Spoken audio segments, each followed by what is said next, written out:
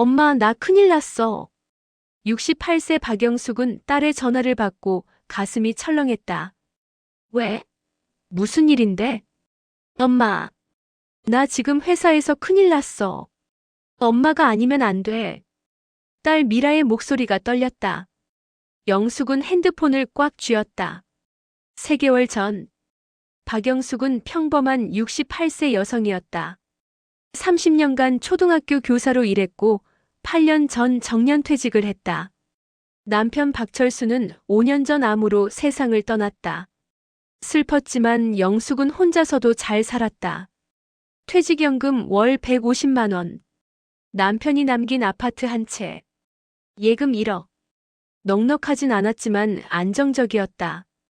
2자녀도 잘 컸다. 딸 박미라 42세. 금융회사 과장. 남편은 중견기업 부장. 아들 박준호 39세. 중소기업 대리. 결혼 2년 차. 영숙은 자식들을 자랑스러워했다. 우리 미라는 금융회사 다니고 준호도 직장 다니고 딸들 잘 컸어. 친구들에게 자랑할 때마다 뿌듯했다. 영숙의 유일한 낙은 동네 도서관 봉사였다. 매주 화요일 목요일 오후 3시 어린이 열람실에서 동화 구연 봉사를 했다.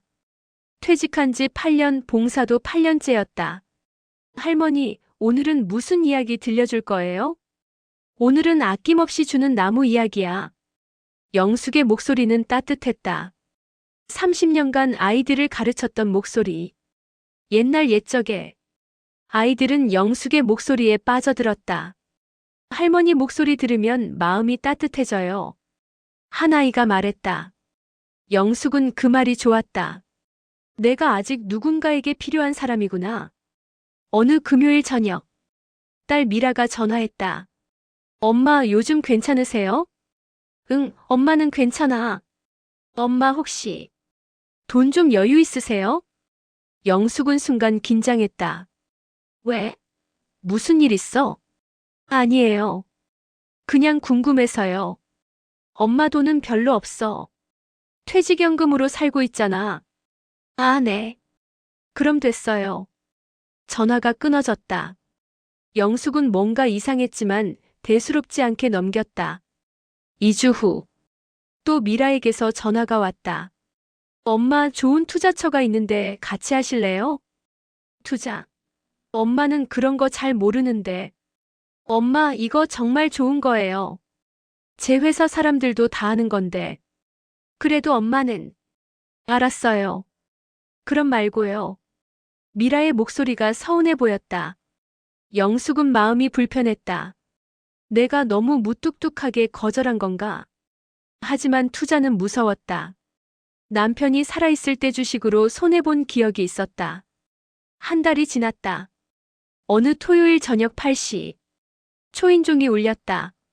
문을 열었다. 딸 미라가 서 있었다. 눈이 퉁퉁 부어 있었다. 미라야, 왜 이래? 무슨 일 있어? 엄마. 미라가 영숙의 품에 안겨 울기 시작했다. 엄마, 나 큰일 났어. 영숙의 가슴이 철렁 내려앉았다. 거실에 앉혀놓고 물었다. 무슨 일인데? 엄마, 나 회사에서 횡령 누명 썼어. 뭐? 횡령? 영숙은 깜짝 놀랐다. 누명이야. 진짜 내가 한 게 아닌데 증거가 다 나한테로 향하고 있어. 어떻게 그런 일이? 팀장이 나한테 뒤집어 씌운 거야. 근데 변호사 선임하려면 돈이 필요해. 미라가 울면서 말했다. 얼마나 필요한데? 5천만 원. 영숙은 숨이 막혔다. 5천만 원? 엄마, 내가 안 하면 나 감옥 가. 그럼 우리 애들은 어떡해? 미라에게는 초등학생 2자녀가 있었다. 재현이랑 재은이는 어떻게 해? 엄마 없이. 미라가 흐느꼈다. 영숙의 가슴이 찢어지는 것 같았다. 손주들 얼굴이 떠올랐다. 엄마가 어떻게든 해볼게. 정말. 엄마 고마워. 미라가 영숙을 꼭 안았다. 다음 날, 영숙은 은행에 갔다. 아파트 담보대출 받을 수 있을까요? 현재 시세가 3억 정도 되시니까 2억까지는 가능합니다. 영숙은 2억을 대출받았다. 그리고 예금 1억 중 5천만 원을 찾았다. 총 2억 5천만 원. 떨리는 손으로 딸에게 송금했다. 미라야 보냈다. 엄마 고마워. 진짜 고마워. 이거 변호사 선임하고 남은 돈으로 빚 갚을게. 빚? 응. 사실 이번 일 때문에 급하게 돈 빌린 게 좀 있어. 그래, 알았어. 어서 해결해. 엄마 사랑해. 전화가 끊어졌다. 영숙은 통장을 내려다봤다. 남은 돈 5천만 원. 그리고 매달 갚아야 할 대출 이자. 괜찮아. 미라만 무사하면 돼. 2주가 지났다. 미라에게서 연락이 없었다. 영숙이 전화를 걸었다. 고객님께서 전화를 받지 않습니다. 문자를 보냈다. 답장이 없었다. 불안해진 영숙은 미라의 집으로 갔다. 초인종을 눌렀다. 사위가 나왔다. 어머님, 미라 있니? 미라는 지금 집에 없는데요. 어디 갔는데? 사위가 난처한 표정을 지었다. 어머님 사실은 뭔데? 미라가 도망갔어요. 영숙의 머릿속이 하얘졌다. 뭐라고? 횡령이 아니라 다단계 투자 사기에 걸렸대요. 회사 돈이 아니라 개인 돈을. 그럼 내가 준 돈은? 그 돈으로 사채업자들 빚 갚고 나머지 가지고 어디론가 떠났어요. 영숙은 그 자리에 주저앉을 뻔했다. 연락처도 모르세요? 저도 몰라요. 저한테도 연락 안 해요. 사위도 지쳐 보였다. 애들은 저희 친정에서 맡아주고 있어요. 제가 혼자 키울 수가 없어서. 영숙은 아무 말도 할 수 없었다. 비틀거리며 집으로 돌아왔다. 그날 밤, 영숙은 잠을 이룰 수 없었다. 2억 5천만 원. 자신의 전 재산이었다. 그리고 딸은 도망갔다. 내가 뭘 잘못한 걸까? 다음 날, 아들 준호에게 전화했다. 준호야, 엄마야. 엄마, 무슨 일이세요? 너 누나 연락 받았니? 누나요? 아니요, 왜요? 영숙은 어제 일을 이야기했다. 네. 엄마가 누나한테 2억을? 응. 엄마, 왜 그렇게 확인도 안 하고 주신 거예요? 준호의 목소리가 답답해 보였다. 딸이 감옥 간다는데 어떡해. 그래도 그렇지, 이제 어떡하려고요? 그래서, 준호야, 엄마 좀 도와줄 수 있니? 전화 너머로 침묵이 흘렀다. 엄마, 저도 형편이 어려워요. 결혼한 지 얼마 안 됐고, 집도 전세고. 조금만이라도. 한 달이 지났다. 은행에서 독촉 전화가 왔다. 대출 이자 연체되셨는데요. 죄송합니다. 조금만 기다려주세요. 하지만 돈이 없었다. 퇴직연금 150만 원으로는 생활비와 이자를 감당할 수 없었다. 2개월, 3개월 연체됐다. 은행에서 통보가 왔다. 아파트 경매 진행하겠습니다. 영숙은 허탈했다. 40년을 살았던 집, 남편과의 추억이 가득한 집. 그 집이 경매로 넘어갔다. 3개월 후, 아파트는 2억 8천만 원에 낙찰됐다. 은행 대출 2억을 갚고 나니 남은 돈은 8천만 원. 그 돈으로 미라에게 빌려준 돈의 일부를 갚았지만 여전히 5천만 원이 남았다. 영숙은 작은 월세방으로 이사했다. 보증금 1천만 원, 월세 30만 원. 남은 돈 2천만 원. 이제 이게 전부였다. 이사한 날 밤, 영숙은 텅 빈 방 한가운데 앉아 있었다. 짐박스들이 쌓여 있었다. 40년간 모은 물건들. 하지만 이 작은 방에는 다 들어갈 수 없었다. 영숙은 박스 하나를 열었다. 동화책들이 가득했다. 30년간 학생들에게 읽어줬던 책들. 8년간 도서관에서 봉사하며 사용했던 책들. 이제 이걸 어디에 두지? 영숙은 눈물을 흘렸다. 이 작은 방에는 책장을 놓을 공간도 없었다. 결국 대부분을 버렸다. 딱 한 권만 남겼다. 아낌없이 주는 나무. 가장 좋아하는 동화책이었다. 이것만은 버릴 수 없어. 영숙은 그 책을 가슴에 안았다. 그리고 한참을 울었다. 다음 날 아침, 영숙은 일어나서 작은 창문을 열었다. 반지하 월세방. 창밖으로는 사람들의 발만 보였다. 이게 내 인생인가? 68세. 모든 것을 잃었다. 집도 돈도 딸도. 남은 건 월세 30만 원을 내야 하는 의무뿐. 영숙은 거울을 봤다. 주름진 얼굴, 하얗게 센 머리, 지친 눈빛. 이제 어떻게 살지? 영숙은 혼잣말을 했다. 하지만 대답은 없었다. 일주일 후, 영숙은 구청 일자리 센터에 갔다. 68세면 일자리가 많지 않으세요? 상담사가 난처한 표정을 지었다. 뭐든지 할 수 있어요. 청소나 설거지 정도. 네, 괜찮아요. 그럼 이쪽 파출부 업체에 연락해 보세요. 영숙은 메모지를 받았다. 집으로 돌아오는 길. 영숙은 생각했다. 30년간 선생님이었는데 이제는 파출부구나. 자존심이 상했다. 하지만 어쩔 수 없었다. 살아야 했으니까. 그날 밤, 영숙은 남편 사진을 꺼내 들었다. 여보, 나 이제 어떡하면 좋아? 사진 속 남편은 웃고 있었다. 당신이 있었으면 이런 일은 없었을 텐데. 영숙은 사진을 가슴에 안고 잠들었다. 악몽을 꿨다. 딸이 도망가는 꿈, 아들이 외면하는 꿈, 그리고 자신이 길거리를 헤매는 꿈. 새벽 3시에 깼다. 식은땀이 흘렀다. 이건 꿈이 아니야. 현실이야. 영숙은 다시 눈을 감았다. 하지만 잠은 오지 않았다. 월세 30만 원. 영숙에게는 감당할 수 없는 금액이었다. 파출부 일을 시작했지만 한 달에 벌 수 있는 돈은 70만 원 정도였다.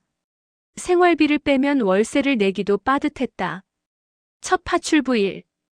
영숙은 아파트 청소 일을 맡았다. 30평대 아파트였다. 청소 끝나면 연락 주세요. 집주인은 영숙을 쳐다보지도 않고 나갔다. 영숙은 청소 도구를 들었다. 바닥을 닦고 화장실을 청소하고 유리창을 닦았다. 허리가 아팠다. 무릎도 시렸다. 68세의 몸으로는 힘든 일이었다. 4시간 만에 청소를 끝냈다. 집주인이 돌아와서 확인했다. 여기 먼지 남았네요. 다시 하세요. 네. 영숙은 다시 걸레를 들었다. 눈물이 날 것 같았지만 참았다. 일주일이 지났다. 영숙은 하루에 2집씩 청소했다. 아침 8시부터 저녁 6시까지. 쉬는 시간도 없었다. 밥도 제대로 먹지 못했다. 편의점 김밥으로 끼니를 때웠다. 몸무게가 5kg이나 빠졌다. 거울을 보니 얼굴이 푹 꺼져 있었다. 이렇게 살 수는 없어. 하지만 다른 방법이 없었다. 2개월이 지났다. 어느 금요일 저녁, 집주인이 문을 두드렸다. 박영숙 씨, 계세요? 영숙이 문을 열었다. 네. 이번 달 월세가 아직 안 들어왔는데요. 영숙의 얼굴이 굳었다. 죄송합니다. 이번 주 안에 드릴게요. 이번 달만이 아니라 지난달도 밀렸잖아요. 네. 죄송합니다. 박 씨, 어려운 건 이해하는데 저도 사정이 있어요. 다음 주까지 안 들어오면 나가셔야 해요. 네, 알겠습니다. 문이 닫혔다. 영숙은 통장을 확인했다. 잔액 15만 원. 월세 60만 원을 내기에는 턱없이 부족했다. 다음 날 아침, 영숙은 아들 준호에게 전화했다. 준호야. 엄마, 왜요? 엄마가 월세가 좀 밀렸어. 조금만 도와줄 수 있니? 전화 너머로 한숨 소리가 들렸다. 엄마, 저번에도 말씀드렸잖아요. 저도 힘들어요. 50만 원만. 엄마, 저희도 이번 달에 차 할부금이랑 애 학원비 내야 해요. 회사도 요즘 경영난이라 보너스도 없고. 그래도. 엄마, 죄송해요. 저도 제 가정 돌봐야 해요. 전화가 끊어졌다. 영숙은 멍하니 핸드폰을 내려다봤다. 딸에게도 전화해볼까 생각했지만 딸은 연락이 두절된 지 오래였다. 일주일이 지났다. 집주인이 다시 찾아왔다. 박영숙 씨, 못 기다리겠어요.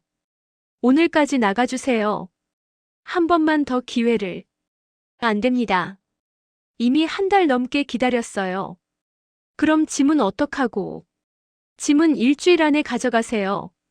그때까지 창고에 보관해 드릴게요. 집주인은 단호했다. 영숙은 작은 가방 하나에 옷가지 몇 벌과 세면도구를 넣었다. 그리고 동화책 한 권. 아낌없이 주는 나무. 그것만 챙겼다. 저녁 7시. 영숙은 가방을 들고 거리로 나왔다. 11월 초. 날씨가 쌀쌀했다. 오늘 밤을 어디서 보내지? 영숙은 근처 찜질방을 찾았다. 입장료 1만 원. 어서 오세요. 영숙은 돈을 내고 들어갔다. 따뜻했다. 찜질방 바닥에 누워서 천장을 봤다. 내가 지금 뭐 하고 있는 걸까? 눈물이 흘렀다. 다음 날, 영숙은 찜질방에서 나왔다. 하루를 어떻게 보낼지 막막했다. 일단 파출부 일을 하러 가야 했다. 오전에 청소 이건을 마치고 편의점에서 삼각김밥을 샀다. 공원 벤치에 앉아서 먹었다. 11월 바람이 차가웠다. 오늘 밤은 어디서 자지? 찜질방은 매일 가기에 부담스러웠다. 저녁이 되자 영숙은 24시간 카페로 갔다. 커피 한 잔 시키고 구석 자리에 앉았다. 노트북을 하는 사람들, 공부하는 학생들. 영숙만 아무것도 하지 않고 앉아 있었다. 눈치가 보였다. 밤 11시. 직원이 다가왔다. 손님, 주문 더 하실 거예요? 아, 네. 영숙은 커피를 한 잔 더 시켰다. 3,000원. 새벽 2시까지 버텼지만 더 이상은 불가능했다. 밖으로 나왔다. 추웠다. 영숙은 지하철역으로 향했다. 막차가 끊긴 시간이라 역사 안은 한산했다. 구석에 앉았다. 몇몇 노숙자들이 보였다. 나도 이제 저 사람들과 같구나. 영숙은 가방을 베고 누웠다. 딱딱한 바닥, 형광등 불빛, 그리고 차가운 바람. 잠이 오지 않았다. 새벽 5시. 영무원이 깨웠다. 할머니, 여기서 주무시면 안 됩니다. 죄송합니다. 영숙은 일어나서 밖으로 나갔다. 새벽 공기가 뼛속까지 차가웠다. 편의점에 들어가서 따뜻한 커피를 샀다. 손을 녹였다. 오늘도 어떻게든 버텨야지. 한 주가 지났다. 영숙은 지하철역과 24시간 카페, 찜질방을 전전했다. 파출부 일을 하며 번 돈은 하루하루 생존에 쓰였다. 밥값, 커피값, 찜질방 입장료. 저축은 꿈도 꿀 수 없었다. 몸무게는 계속 줄었다. 얼굴은 더 푹 꺼졌다. 2주째. 영숙은 공원 벤치에서 자다가 감기에 걸렸다. 기침이 멈추지 않았다. 열도 났다. 하지만 병원에 갈 돈이 없었다. 약국에서 감기약을 사 먹었다. 그것도 부담스러운 돈이었다. 일을 쉬면 돈을 벌 수 없어서 아픈 몸을 이끌고 청소를 했다. 할머니, 괜찮으세요? 얼굴이 안 좋은데. 한 집주인이 물었다. 괜찮습니다. 그래도 쉬시는 게. 괜찮습니다. 영숙은 고개를 숙이고 청소를 계속했다. 눈물이 났지만 보이지 않게 닦았다. 3주째. 어느 날 저녁. 영숙은 공원 벤치에 앉아 있었다. 배가 고팠다. 하지만 지갑에는 2,000원밖에 없었다. 편의점에서 바나나 우유 한 개를 샀다. 그게 저녁이었다. 벤치에 누워서 하늘을 봤다. 별이 보였다. 남편이 보고 싶다. 왜 나를 혼자 두고 갔어? 영숙은 눈물을 흘렸다. 옆 벤치에서 다른 노숙자가 말을 걸었다. 할머니, 여기 처음이세요? 네. 힘들죠. 나도 처음엔 그랬어요. 60대 후반으로 보이는 남자였다. 어떻게 버티세요? 그냥 하루하루요. 내일 일은 내일 생각하고. 남자가 쓸쓸하게 웃었다. 혹시 일 찾으세요? 네. 그럼 인력사무소 가보세요. 거기 가면 일용직 일 있어요. 일용직? 네. 힘들긴 한데 그래도 당일 현금 받으니까 괜찮아요. 남자가 인력사무소 주소를 알려줬다. 감사합니다. 영숙은 메모했다.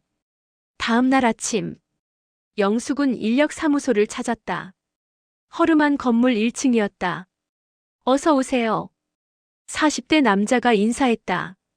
일 찾으러 왔는데요. 나이가 어떻게 되세요? 68입니다. 남자의 얼굴이 굳어졌다. 68세요? 그럼 힘드실 텐데. 괜찮습니다. 뭐든지 할 수 있어요. 할머니, 여기 일이 생각보다 힘들어요. 젊은 사람들도 힘들어 하는데. 그래도 괜찮습니다. 영숙의 눈빛이 절박했다. 남자가 한숨을 쉬었다. 일단, 오늘 전단지 돌리는 일 있는데 해보시겠어요? 네. 오전 9시. 영숙은 전단지 뭉치를 받았다. 1000장. 이걸 다 돌리면 5만 원 드릴게요. 알겠습니다. 영숙은 전단지를 들고 거리로 나갔다. 무거웠다. 하지만 참았다. 한 장 한 장 아파트 우편함에 넣었다. 오전 내내 걷고 또 걸었다. 다리가 아팠다. 허리도 끊어질 것 같았다. 점심도 거르고 계속 돌렸다. 오후 5시. 겨우 1000장을 다 돌렸다. 인력사무소로 돌아갔다. 수고하셨어요. 남자가 5만 원을 건넸다. 영숙은 떨리는 손으로 돈을 받았다. 5만 원. 하루 종일 걸어서 번 돈. 하지만 고마웠다. 오늘 밤은 찜질방에 갈 수 있었다. 그리고 밥도 먹을 수 있었다. 한 달이 지났다. 영숙은 계속 인력사무소를 통해 일했다. 전단지 돌리기, 청소, 설거지. 하루에 5만 원에서 7만 원 정도 벌었다. 한 달이면 150만 원 정도. 그것으로 하루하루를 버텼다. 찜질방 입장료, 밥값, 최소한의 생활비. 저축은 여전히 불가능했다. 어느 날, 영숙은 파출부 청소를 하러 한 아파트에 갔다. 초인종을 눌렀다. 문이 열렸다. 30대 여성이 나왔다. 어서 오세요. 영숙이 안으로 들어가려는 순간 거실에서 한 남자아이가 튀어나왔다. 엄마, 나 심심해. 영숙은 그 아이를 보고 멈칫했다. 8살쯤 되어 보였다. 선생님? 남자아이가 영숙을 쳐다봤다. 선생님 맞죠? 꽃님 초등학교 선생님. 영숙의 가슴이 철렁했다. 옛 제자였다. 아니야. 난 그 사람 아니야. 영숙은 고개를 돌렸다. 엄마, 저분이 내가 1학년 때 담임 선생님이었어. 아이가 엄마에게 말했다. 여성이 영숙을 자세히 쳐다봤다. 아, 그러시구나. 그런데 선생님이 왜? 여성의 눈빛이 복잡해졌다. 영숙은 얼굴이 화끈거렸다. 죄송합니다. 청소는 다른 분이 하시는 게 좋을 것 같아요. 영숙은 돌아서서 나왔다. 계단을 내려가는데 눈물이 쏟아졌다. 창피해. 너무 창피해. 30년간 존경받던 선생님. 이제는 파출부로 옛 제자를 만나다니. 영숙은 그 자리에 주저앉아 울었다. 그날 밤, 영숙은 지하철역 구석에 앉아 있었다. 동화책을 꺼냈다. 아낌없이 주는 나무. 페이지를 넘겼다. 옛날 옛적에 혼자 중얼거렸다. 한 나무가 있었어요. 그 나무는 한 소년을 사랑했죠. 영숙의 목소리가 떨렸다. 나무는 소년에게 모든 것을 주었어요. 열매도 가지도 몸통도. 눈물이 책 위에 떨어졌다. 그리고 마지막에는 구루터기만 남았죠. 영숙은 책을 덮었다. 나도 구루터기가 된 건가? 혼잣말이었다. 옆에서 누군가 말했다. 할머니, 책 읽어주시는 거예요? 5살쯤 되어 보이는 여자아이였다. 엄마와 함께 밤차를 기다리는 듯 했다. 아니야. 혼잣말이었어. 할머니 목소리 좋아요. 더 읽어주세요. 아이가 영숙 옆에 앉았다. 영숙은 아이를 보며 잠시 망설였다. 그리고 다시 책을 펼쳤다. 그럼 처음부터 읽어줄까? 네. 아이가 환하게 웃었다. 영숙은 천천히 동화를 읽기 시작했다. 오랜만에 느끼는 감정이었다. 아이들 목소리가 그립다. 동화를 다 읽자 아이가 박수를 쳤다. 감사해요, 할머니. 아이 엄마도 다가왔다. 감사합니다. 아이가 오늘 처음 웃네요. 아니에요. 혹시 선생님이셨어요? 영숙은 고개를 끄덕였다. 옛날에. 그럼 그러실 줄 알았어요. 목소리가 너무 따뜻하셔서. 엄마가 미소 지었다. 전철이 도착했다. 안녕히 가세요, 할머니.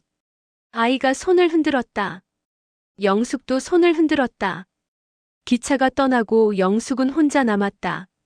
하지만 가슴 한편이 따뜻해졌다. 아직 내가 누군가에게 의미 있는 사람일 수 있구나. 영숙은 동화책을 가방에 넣었다. 그리고 생각했다. 조금만 더 버텨보자. 겨울이 왔다. 12월 초. 날씨가 급격히 추워졌다. 영숙에게는 가장 힘든 계절이었다. 어느 토요일 오후, 영숙은 인력사무소에서 새로운 일을 받았다. 오늘은 폐지 수거 도와주시면 돼요. 폐지요? 네. 리어카 끌고 폐지 모으는 거예요. 힘들긴 한데 7만 원 드릴게요. 영숙은 고개를 끄덕였다. 돈이 필요했다. 오후 2시. 영숙은 리어카를 끌고 동네를 돌았다. 아파트 단지 재활용 수거함에서 폐지를 모았다. 박스, 신문, 잡지. 리어카에 가득 실었다. 무거웠다. 리어카 손잡이를 잡은 손에 물집이 잡혔다. 허리도 아팠다. 하지만 멈출 수 없었다. 오후 5시. 해가 지기 시작했다. 영숙은 마지막 아파트 단지로 향했다. 가파른 언덕길이었다. 리어카를 끌고 올라가는데 숨이 찼다. 다리가 후들거렸다. 정상에 거의 도착했을 때였다. 갑자기 현기증이 왔다. 영숙의 손에서 리어카가 미끄러졌다. 중심을 잃었다. 그리고 뒤로 넘어졌다. 몸이 계단을 굴러떨어졌다. 쿵, 쿵, 쿵. 56개 계단을 구르다가 멈췄다. 영숙은 누워서 하늘을 봤다. 온몸이 아팠다. 특히 왼쪽 허리와 오른쪽 무릎. 일어나려고 했지만 무릎에 힘이 들어가지 않았다. 신음이 나왔다. 주변을 지나가는 사람들이 쳐다봤지만 아무도 다가오지 않았다. 영숙은 겨우 벽을 짚고 일어났다. 무릎을 만졌다. 부어올라 있었다. 병원에 가야 하는데. 하지만 돈이 없었다. 영숙은 절뚝거리며 인력사무소로 돌아갔다. 할머니, 괜찮으세요? 인력사무소 직원이 놀랐다. 괜찮아요. 폐지는 다 모았어요. 아니, 병원부터 가보셔야죠. 괜찮습니다. 돈 주세요. 영숙이 손을 내밀었다. 직원은 난처한 표정으로 7만 원을 건넸다. 할머니, 내일부터는 좀 쉬세요. 아니에요. 내일도 일 있으면 연락 주세요. 영숙은 돈을 받아들고 나왔다. 그날 밤, 영숙은 편의점에서 파스를 샀다. 3천 원. 무릎에 붙였다. 하지만 통증은 나아지지 않았다. 걷기가 힘들었다. 찜질방에 가려고 했지만 계단을 오르내릴 수가 없었다. 결국 공원 벤치에서 밤을 보냈다. 추웠다. 무릎은 더 부어올랐다. 일주일이 지났다. 무릎은 나아지지 않았다. 오히려 더 악화됐다. 걸을 때마다 찌릿한 통증이 왔다. 일을 할 수 없었다. 인력사무소에 갔지만 거절당했다. 할머니, 그 상태로는 일 못하세요. 조금만 아픈 거예요. 할 수 있어요. 안 됩니다. 일하다가 더 다치면 저희가 책임져야 해요. 영숙은 발길을 돌렸다. 돈이 떨어지기 시작했다. 지갑에 남은 돈 2만 3천 원. 하루 식비 5천 원으로 계산해도 5일이면 끝이었다. 영숙은 절망했다. 이제 어떡하지? 3일이 지났다. 남은 돈 8천 원. 영숙은 편의점에서 제일 싼 빵과 우유를 샀다. 3천 원. 그게 하루 식사였다. 무릎 통증은 심해졌지만 병원은 엄두도 못 냈다. 어느 추운 오후, 영숙은 공원 벤치에 앉아 있었다. 지갑에 남은 돈 2천 원. 배가 고팠다. 하지만 오늘은 아무것도 먹지 않기로 했다. 내일을 위해 돈을 아껴야 했다. 눈을 감았다. 어지러웠다. 며칠째 제대로 먹지 못해서 기운이 없었다. 저녁 7시쯤 영숙은 몸을 일으키려고 했다. 하지만 일어서지 못했다. 무릎이 말을 듣지 않았다. 다시 벤치에 앉았다. 이때 옆을 지나가던 젊은 여성과 아이가 멈춰 섰다. 할머니, 괜찮으세요? 28세쯤 되어 보이는 여성이었다. 옆에는 5살 정도의 여자아이가 있었다. 괜찮아요. 영숙이 힘없이 대답했다. 괜찮아 보이지 않으신데요. 얼굴이 너무 창백하세요. 여성이 가까이 다가왔다. 정말 괜찮습니다. 신경 쓰지 마세요. 다리 다치셨어요? 여성이 영숙의 부은 무릎을 봤다. 엄마, 할머니 아픈가 봐. 아이가 걱정스럽게 말했다. 할머니, 병원 가보셔야 해요. 돈이 없어요. 영숙이 작은 목소리로 말했다. 여성은 잠시 망설이더니 결심한 듯 말했다. 제가 모셔다 드릴게요. 아니에요. 괜찮아요. 괜찮지 않으세요? 그 상태로 방치하면 더 위험해요. 여성이 영숙을 부축했다. 하은아, 엄마 도와줘. 아이도 영숙의 팔을 잡았다. 병원 응급실. 의사가 엑스레이를 확인했다. 무릎 인대가 늘어났네요. 그리고 허리도 타박상이 심합니다. 치료 가능한가요?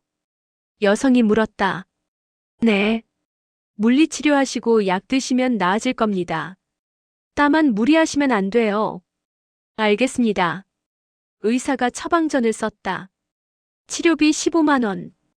약값 3만 원. 여성은 망설임 없이 카드를 꺼냈다. 병원을 나오며 영숙이 말했다. 정말 죄송합니다. 제가 꼭 갚을게요. 괜찮아요. 이름이라도 알려주세요. 나중에 꼭 갚아야. 여성이 미소 지었다. 정수아예요. 이 아이는 제 딸 하은이고요. 저는 박영숙입니다. 할머니, 오늘 밤 어디서 주무실 거예요? 수아가 조심스럽게 물었다. 영숙은 대답하지 못했다. 혹시 갈 곳이 없으세요? 영숙은 고개를 숙였다. 수아가 한참을 생각하더니 말했다. 할머니, 우리 집에 가시겠어요? 네. 제가 작은 카페를 운영하는데 2층에 빈 방이 하나 있어요. 아니에요. 그럴 순. 할머니, 이 추운 날씨에 밖에서 주무시면 안 돼요. 특히 다리 다치셨는데. 수아의 눈빛이 진지했다. 영숙의 눈에 눈물이 고였다. 왜 저를 도와주시는 거예요? 그냥요. 우리 엄마 생각나서요. 수아가 쓸쓸하게 웃었다. 수아의 카페. 하은 카페라는 간판이 달려 있었다. 작지만 아늑한 카페였다. 할머니, 이쪽이에요. 수아가 2층으로 안내했다. 작은 방 하나. 침대, 책상, 작은 옷장이 있었다. 여기서 쉬세요. 화장실은 복도 끝에 있어요. 정말 감사합니다. 영숙은 방에 들어가서 침대에 앉았다. 몇 달 만에 침대에 앉아본 것 같았다. 눈물이 흘렀다. 잠시 후 수아가 따뜻한 죽을 가져왔다. 드세요. 오랜만에 제대로 된 음식 드시는 것 같아서 고맙습니다. 영숙은 숟가락을 들었다. 손이 떨렸다. 한 숟가락 떠서 입에 넣었다. 따뜻했다. 눈물이 주르륵 흘렀다. 왜 우세요? 너무 따뜻해서요. 영숙은 울면서 죽을 먹었다. 수아도 눈시울이 붉어졌다. 그날 밤, 영숙은 침대에 누웠다. 포근한 이불, 따뜻한 방. 몇 달 만에 느껴보는 안락함이었다. 이게 꿈인가? 영숙은 천장을 보며 생각했다. 왜 이 젊은 여성이 자신을 도와주는지. 고마웠다. 그리고 미안했다. 내가 뭘 해드릴 수 있을까? 다음 날 아침, 영숙은 일어나서 아래층으로 내려갔다. 수아가 카페 문을 열고 있었다. 할머니 주무셨어요? 네. 정말 잘 잤어요. 다행이다. 아침 드셨어요? 아직이요. 제가 만들어 드릴게요. 앉아 계세요. 수아가 샌드위치와 커피를 만들었다. 영숙은 창밖을 봤다. 아침 햇살이 따뜻했다. 식사를 하며 수아가 말했다. 할머니 혹시 여기서 일하실 수 있으세요? 일요? 네. 청소나 설거지 같은 거요. 제가 혼자 카페 운영하는데 힘들거든요. 하지만 제 무릎이 무리하지 않으셔도 돼요. 할 수 있는 것만 하시면 돼요. 수아가 미소 지었다. 대신 월급은 많이 못 드려요. 한 달에 80만 원 정도. 그리고 방은 계속 쓰세요. 영숙은 믿을 수 없었다. 제가 정말 그래도 될까요? 네. 저도 도움이 필요해요. 영숙의 눈에 다시 눈물이 고였다. 감사합니다. 정말 감사합니다. 그날부터 영숙은 카페에서 일하기 시작했다. 아침에 일어나서 카페 청소를 했다. 테이블을 닦고 바닥을 쓸고 설거지를 했다. 무릎이 아팠지만 참을만 했다. 무엇보다 지붕이 있는 곳에서 잘 수 있다는 게 감사했다. 일주일이 지났다. 영숙은 수아와 하은이를 관찰했다. 수아는 혼자 카페를 운영하며 하은이를 키웠다. 아침 7시에 카페 문을 열고 저녁 9시에 닫았다. 그 사이에 하은이를 어린이집에 보내고 데려오고 밥을 먹이고 재우고 쉴 틈이 없었다. 수아 씨, 너무 무리하시는 거 아니에요? 괜찮아요. 익숙해요. 수아가 지친 미소를 지었다. 하은이 아빠는 이혼했어요. 2년 전에. 혼자 키우는 거 힘들긴 한데 그래도 하은이가 있어서 버티는 것 같아요. 수아가 하은이를 바라봤다. 하은이는 구석에서 혼자 그림을 그리고 있었다. 며칠 후, 영숙은 하은이가 다른 아이들과 잘 어울리지 못한다는 걸 알았다. 어린이집 선생님이 수아에게 전화했다. 하은이가 친구들이랑 잘 안 놀아요. 혼자 구석에 있으려고 하고. 수아는 걱정스러워했다. 엄마가 바빠서 그런가? 관심을 덜 줘서 그런가? 수아 씨, 제가 하은이랑 놀아줄까요? 할머니가요? 네. 저 선생님이었거든요. 30년간. 영숙이 말했다. 수아의 얼굴이 밝아졌다. 정말요? 그럼 부탁드려도 될까요? 그날 오후, 영숙은 하은이에게 다가갔다. 하은아. 하은이가 영숙을 쳐다봤다. 경계하는 눈빛이었다. 할머니랑 놀까? 싫어. 하은이가 고개를 돌렸다. 영숙은 포기하지 않았다. 가방에서 동화책을 꺼냈다. 아낌없이 주는 나무. 그럼 할머니가 이야기 들려줄까? 하은이가 슬쩍 쳐다봤다. 옛날 옛적에. 영숙이 책을 펼쳤다. 하은이의 귀가 쫑긋했다. 한 나무가 있었어요. 그 나무는 한 소년을 사랑했죠. 영숙의 목소리는 따뜻했다. 하은이가 조금씩 다가왔다. 나무는 소년에게 자신의 열매를 주었어요. 하은이가 영숙 옆에 앉았다. 그리고 가지도 주었고 몸통도 주었어요. 하은이가 책을 들여다봤다. 동화가 끝났을 때 하은이가 말했다. 할머니, 다른 이야기도 있어요? 응, 할머니가 많이 알아. 내일도 들려줘요. 그럼, 내일 들려줄게. 하은이가 처음으로 웃었다. 수아가 그 모습을 보고 있었다. 눈물이 났다. 하은이가 누군가에게 마음을 연 건 오랜만이었다. 한 달이 지났다. 영숙은 카페에서 안정적인 생활을 하고 있었다. 아침에 청소하고 설거지하고 하은이랑 놀아주고 무릎도 많이 나아졌다. 그리고 무엇보다 행복했다. 어느 목요일 오후 3시 영숙이 하은이에게 동화를 읽어주고 있었다. 그때 카페 문이 열렸다.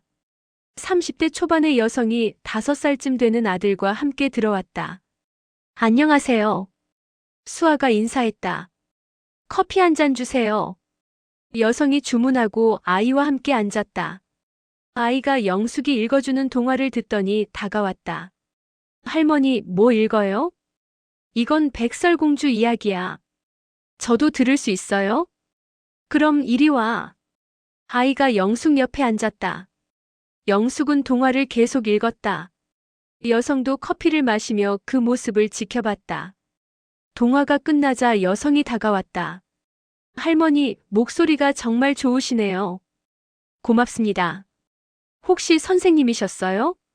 네, 옛날에 초등학교 교사였어요. 아, 그럼 그러실 줄 알았어요. 여성이 미소 지었다.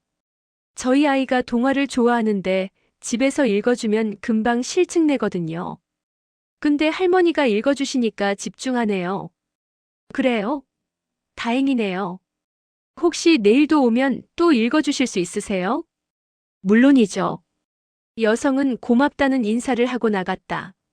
다음 날, 그 여성이 다시 왔다. 그리고 친구 한 명을 데려왔다. 할머니, 제 친구도 데려왔어요. 아이가 셋이에요.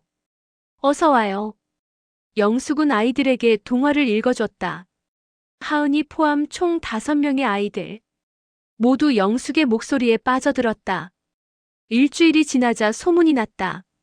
하은 카페에 가면 할머니가 동화 읽어주신대. 동네 엄마들 사이에서 입소문이 퍼졌다. 오후 3시가 되면 아이들이 몰려들기 시작했다. 처음엔 5명이었지만 곧 10명, 15명으로 늘었다. 카페가 아이들로 가득 찼다. 수아가 영숙에게 말했다. 할머니, 이거 정식으로 프로그램을 만들어 볼까요? 프로그램이요? 네. 동화 할머니 시간 같은 거요. 매일 오후 3시부터 4시까지. 그래도 될까요? 네. 오히려 카페 매출도 늘어날 것 같아요. 엄마들이 커피 마시러 오시니까. 영숙은 고개를 끄덕였다.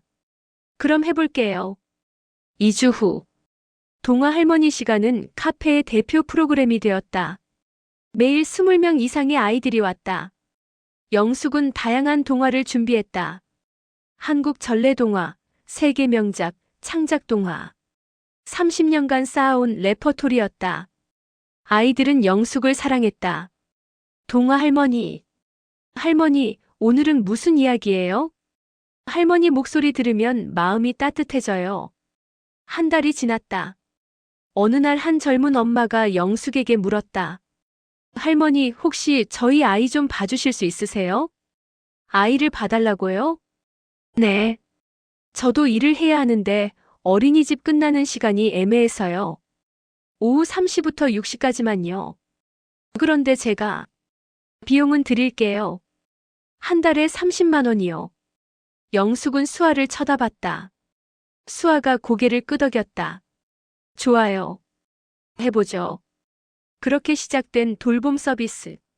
1명이 2명이 되고 2명이 5명이 되었다. 영숙은 오후 3시부터 6시까지 아이들을 돌봤다. 동화를 읽어주고 같이 놀아주고 간식을 챙겨줬다. 30년간 교사로 일했던 경험이 빛을 발했다. 아이들을 다루는 방법, 관심을 끄는 방법, 문제를 해결하는 방법. 모든 게 자연스러웠다. 엄마들의 반응은 폭발적이었다. 우리 아이가 할머니 보고 싶다고 매일 보채요. 학교 끝나면 카페 가는 게 유일한 낙이래요. 할머니 덕분에 제가 일을 할 수 있어요. 입소문은 더 퍼졌다. 2개월이 지났다. 영숙은 한 달에 150만 원을 벌었다. 카페 월급 80만 원, 돌봄 서비스 수입 70만 원. 많은 돈은 아니었지만 영숙에게는 충분했다. 그리고 무엇보다 의미가 있었다. 내가 다시 아이들을 가르치고 있어. 영숙은 행복했다. 어느 금요일 오후, 한 여성이 카페에 들어왔다. 40대 초반 단정한 옷차림. 실례합니다. 혹시 박영숙 선생님 계세요? 네, 제가 박영숙인데요. 안녕하세요. 저는 동네 신문 오스틴 타임즈 기자 김수진이라고 합니다. 여성이 명함을 건넸다. 기자님이요? 네. 선생님 이야기를 취재하고 싶어서 왔어요. 제 이야기요? 네. 동네에서 소문이 자자하거든요. 68세 할머니가 카페에서 아이들을 돌보신다고. 영숙은 당황했다. 특별한 건 아닌데요. 아니에요. 특별해요. 요즘 같은 시대에 이런 분이 계시다는 게. 기자가 노트를 꺼냈다. 인터뷰 좀 해도 될까요? 인터뷰는 1시간 동안 이어졌다. 기자는 영숙의 과거를 물었다. 30년 교사 생활, 남편의 죽음, 딸에게 사기당한 이야기, 노숙 생활, 그리고 수아를 만난 이야기. 영숙은 솔직하게 대답했다. 힘들었죠. 죽고 싶었던 적도 있었어요. 영숙의 목소리가 떨렸다. 하지만 수아 씨를 만나고 하은이를 만나고 이 아이들을 만나면서 다시 살아야겠다고 생각했어요. 기자의 눈가가 붉어졌다. 선생님, 정말 대단하세요. 아니에요. 저는 그냥 살아남은 거예요. 일주일 후, 신문 일면에 기사가 실렸다. 노숙에서 동화 할머니로 68세 박영숙 씨의 재기. 기사는 영숙의 이야기를 자세히 다뤘다. 교사 출신의 할머니가 딸에게 사기당하고 노숙자가 되었지만 다시 일어나 아이들을 돌보고 있다는 내용이었다. 기사 마지막 문단. 박영숙 씨는 말한다. 아이들이 저를 살렸어요. 아이들 목소리를 듣는 게 제 삶의 이유예요. 68세, 아직 늦지 않았다. 그녀가 증명하고 있다. 기사가 나간 후, 카페 전화가 폭주했다. 저희 아이도 맡길 수 있나요? 동화 할머니 시간 참여하고 싶어요. 인터뷰 가능하신가요? 수아는 전화를 받느라 정신이 없었다. 할머니, 이거 어떡해요? 너무 많이 와요. 일단 할 수 있는 만큼만 받죠. 영숙도 당황했지만 기뻤다. 한 달 후, 지역 방송국에서 연락이 왔다. 박영숙 선생님, KBS 다큐멘터리 팀입니다. 다큐멘터리요? 네. 선생님 이야기를 다큐멘터리로 만들고 싶습니다. 제가 그럴 만한 사람인가요? 충분히 의미 있는 이야기입니다. 많은 분들께 희망을 드릴 수 있어요. 영숙은 수아와 상의했다. 할머니 하세요. 할머니 이야기가 다른 사람들에게도 용기가 될 거예요. 그럴까요? 네. 저도 할머니 덕분에 용기 얻었어요. 영숙은 방송 출연을 수락했다. 2개월 후, 다큐멘터리 할머니의 2번째 교실이 방영됐다. 50분간 영숙의 일상을 담았다. 아침에 일어나 카페 청소하는 모습, 오후에 아이들에게 동화 읽어주는 모습, 저녁에 수아, 하은이와 함께 저녁 먹는 모습, 그리고 영숙의 과거 이야기. 노숙했던 지하철역을 다시 찾아가는 장면에서는 영숙이 눈물을 흘렸다. 여기서 죽고 싶었어요. 영숙의 고백에 많은 시청자들이 울었다. 방송 다음 날 시청률 8.5%. 다큐멘터리로는 이례적으로 높은 수치였다. SNS에서 해시태그 동화할머니 해시태그가 트렌드에 올랐다. 진짜 감동받았어요. 68세에도 다시 시작할 수 있다니 용기 나요. 우리 엄마도 이런 일 하시면 좋겠어요. 댓글이 쏟아졌다. 일주일 후, 출판사에서 연락이 왔다. 선생님, 책 내시겠어요? 책이요?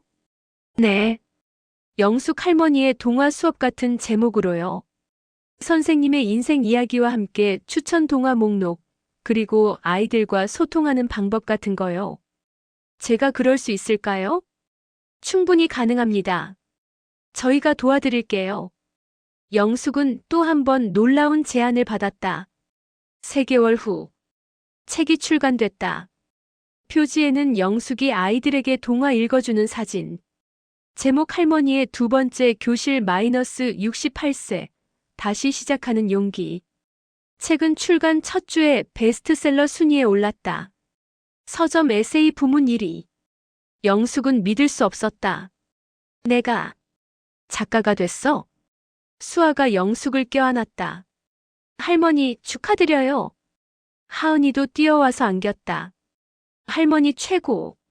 책이 잘 팔리면서 인세도 들어왔다. 첫 인세 2천만 원. 영숙은 그 돈을 보고 울었다. 1년 전만 해도 공원 벤치에서 자던 자신이 이제는 베스트셀러 작가가 되었다. 어느 날 대기업 육아 브랜드에서 연락이 왔다. 선생님, 저희와 함께 동화 할머니 카페 프랜차이즈를 만들고 싶습니다. 프랜차이즈요? 네. 전국의 시니어 여성분들을 모셔서 동화 구연과 돌봄 서비스를 제공하는 거죠. 그런데 제가 선생님은 브랜드 자문 역할을 해주시면 됩니다. 그리고 강사 교육도요. 그럼 다른 할머니들도 저처럼 일하실 수 있는 거네요? 네.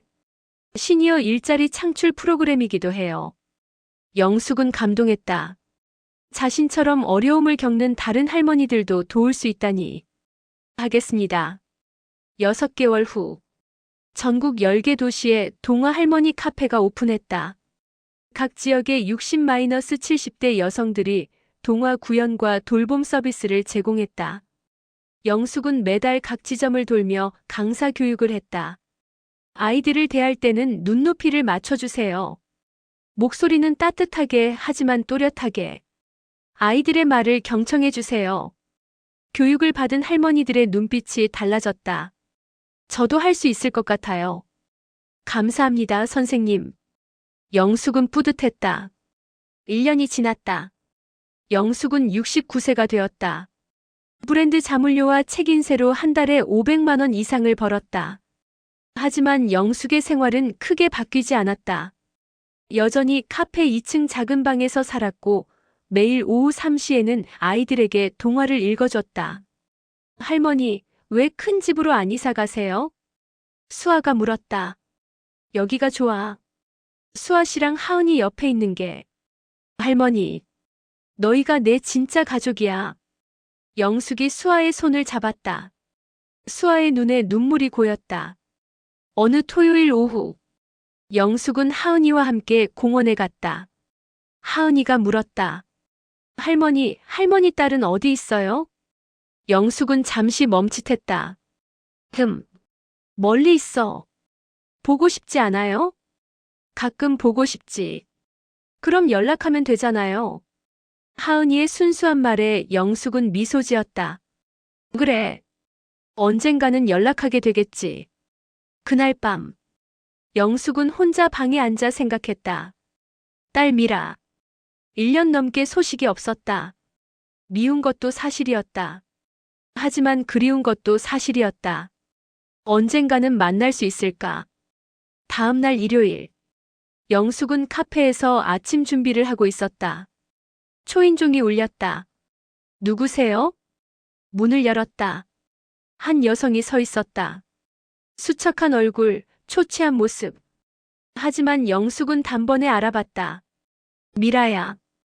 딸 박미라가 무릎을 꿇고 울기 시작했다. 엄마, 미안해요. 정말 미안해요. 영숙은 그 자리에 얼어붙었다. 1년 만에 본 딸. 가슴이 찢어지는 것 같았다. 엄마, 미안해요. 정말 미안해요. 딸 미라가 무릎을 꿇고 울고 있었다. 영숙은 그 자리에 서서 딸을 내려다봤다. 말이 나오지 않았다. 잠시 후, 영숙은 미라를 카페 안으로 들였다. 수아가 놀란 표정으로 쳐다봤다. 할머니. 괜찮아. 잠깐만. 영숙은 미라를 구석 자리로 안내했다. 둘은 마주 앉았다. 미라는 계속 고개를 숙이고 울고 있었다. 고개 들어. 영숙이 차갑게 말했다. 미라가 천천히 고개를 들었다. 얼굴이 많이 야위어 있었다. 눈 밑에는 다크서클, 뺨은 푹 꺼져 있었다. 엄마, 어디서 살았니? 친구 집에. 전전하면서 미라의 목소리가 떨렸다. 왜 이제야 왔어? 무서웠어요. 엄마 얼굴 볼 수가 없었어요. 그래서 1년 넘게 연락도 안 한 거야? 영숙의 목소리는 차가웠다. 미라가 고개를 숙였다. 엄마가 얼마나 힘들었는지 알아? 그 돈 때문에 집 잃고 노숙자 됐어. 공원 벤치에서 자고 지하철역에서 쫓겨났어. 영숙의 목소리가 떨렸다. 굶고 아파도 병원 못 가고. 너 때문에. 미라가 소리내어 울기 시작했다. 미안해요. 정말 미안해요. 미안하다고 다야? 영숙도 눈물이 났다. 엄마가 30년 동안 선생님 하면서 모은 돈이 얼마인 줄 알아? 그걸 내가 하루아침에 날려버렸잖아. 죄송해요, 엄마. 둘은 한참을 울었다. 미라가 먼저 입을 열었다. 엄마, 저 어제 다큐멘터리 봤어요. 엄마가 노숙하신 걸 그때 처음 알았어요. 미라가 떨리는 목소리로 말했다. 저는 엄마가 동생네 집에 계신 줄 알았어요. 내 동생도 날 거절했어. 네. 나도 준호한테 도움 청했어. 근데 형편 어렵다고 거절하더라.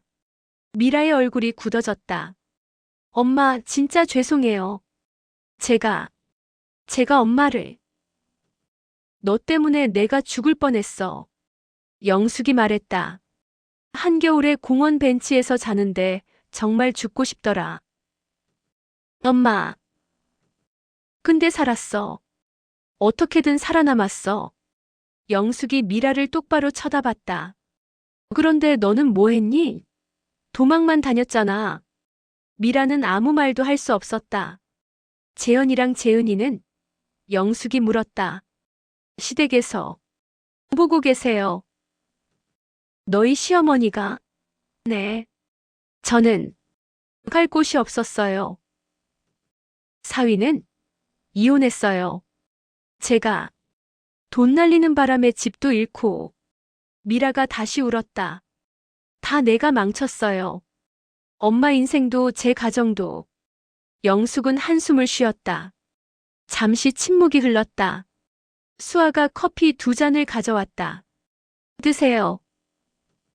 고맙습니다. 미라가 커피를 받았다. 영숙도 커피를 마셨다. 따뜻했다. 엄마, 저 이제 일 구했어요. 미라가 조심스럽게 말했다. 편의점 야간 알바요. 한 달에 200만 원 정도 벌어요. 그래. 그 돈으로 엄마한테 조금씩 갚을게요. 됐어. 네. 그 돈으로 내 애들 뒷바라지에 재현이랑 재은이 학원비 대고. 영숙이 말했다. 엄마. 나는 이제 괜찮아. 돈도 벌고 있고. 하지만 너보다 내가 더 잘 살아.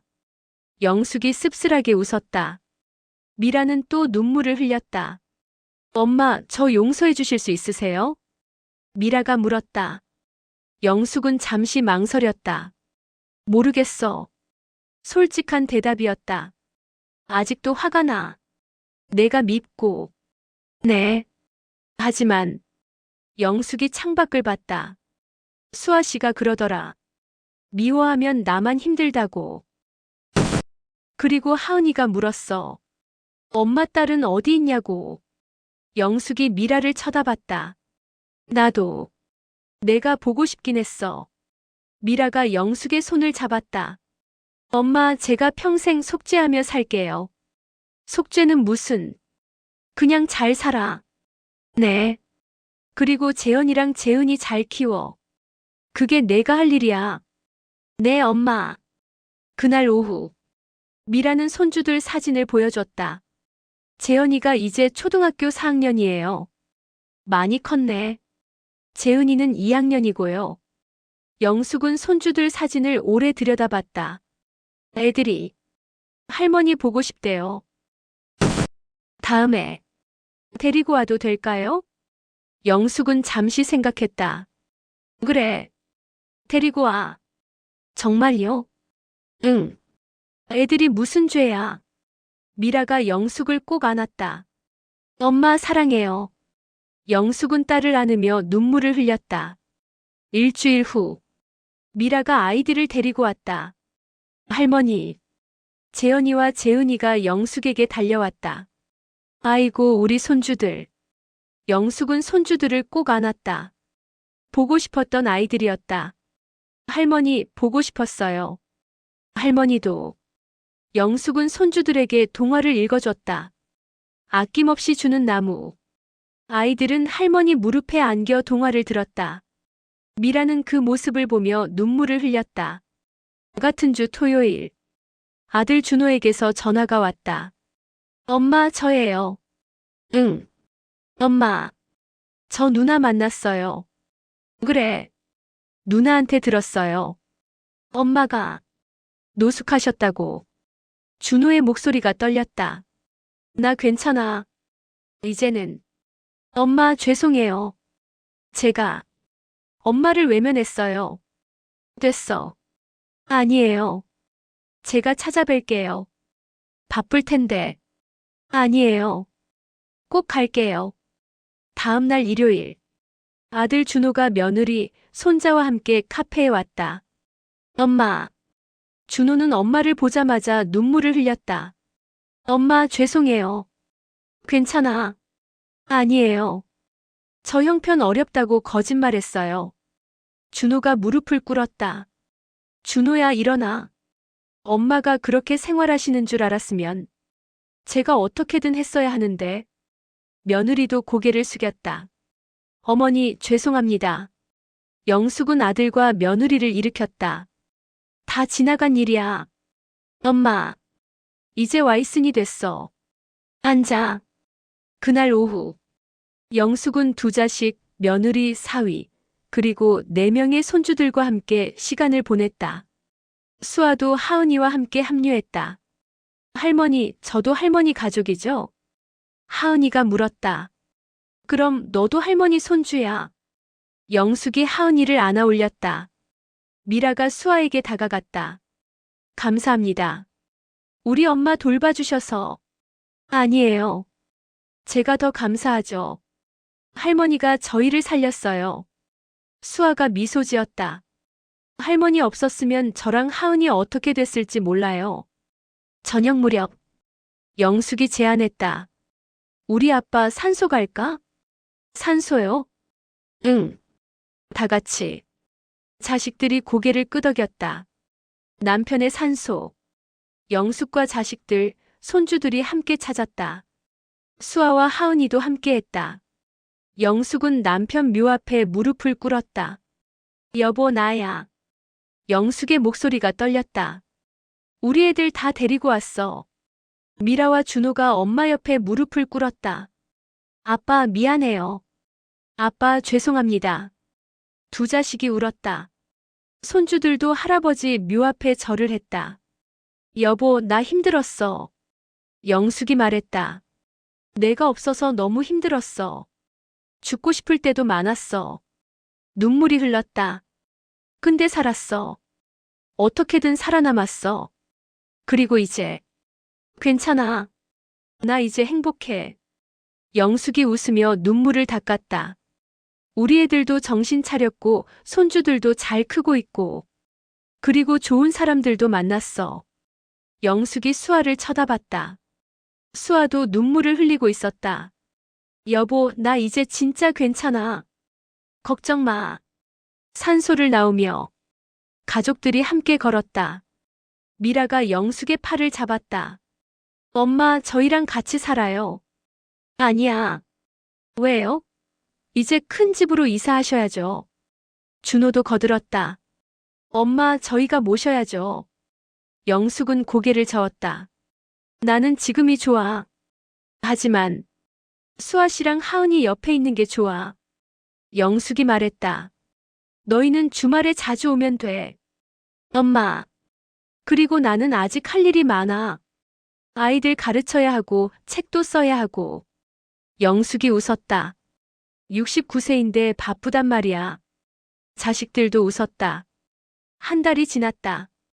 영숙의 일상은 다시 안정됐다. 매일 아침 카페 청소를 하고 오후에는 아이들에게 동화를 읽어줬다. 주말에는 자식들과 손주들이 카페에 놀러 왔다. 모두 함께 식사하고 이야기하고 웃었다.